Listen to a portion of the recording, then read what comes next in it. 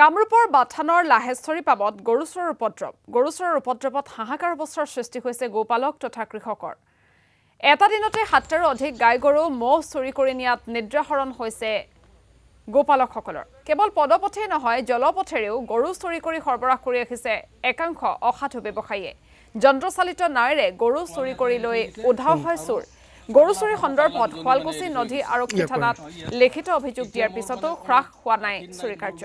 মানে ইয়াক লৈ ফেলে মই মাগা গৰু বানিব নোৱাৰো এনে পৰি আছে মানুহ ইয়াতে খেতি বাতি কৰি খাই আছো বা চেষ্টা কৰি ফেলে আমি যিখিনি মানুহ ইয়াতে ধৰ কষ্ট কৰি আজি ইয়াৰ পৰা অলপ বজাৰ নি ফেলে বিকি আনি ফেলে আমি ধৰ পোহপালন দি আছো।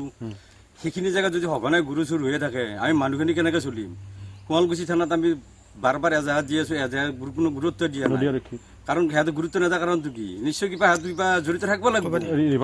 লিভাৰ থানাত আমি বাৰ বাৰ এজাহাত দি আছো, কিন্তু আমি আগৰ বাৰত আমি ওপৰতো যাব লগা হৈ গৈছে।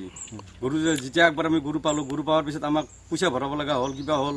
সেইখিনিৰ কাৰণে আমি কিমান ৰাস্তা হাতব লগা হৈছে।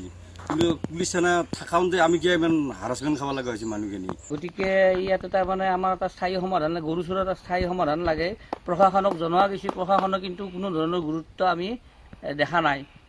চোৰৰ কাৰণে কিবা এটা ব্যৱস্থা কৰি দিব লাগে মানুহখিনিক, সেই ব্যৱস্থাটো এতিয়ালৈকে বৰ্তমান আমি দেখা পোৱা নাই। এজাহাত দিয়া গৈছে, এজাহাতটো লগে লগে দিয়া গৈছে, ৰাতিপুৱাই দিয়া গৈছে। কিন্তু তথাপিতো আমি তাৰমানে কোনো ধৰণৰ সহায় প্ৰশাসনৰ পৰা সঁহাৰি পোৱা নাই। সঘনে গৰু চুৰ হৈয়ে আছে। আজি মোটামুটি ৩-৪ বছৰৰ পৰা গৰু চুৰ হৈয়ে আছে।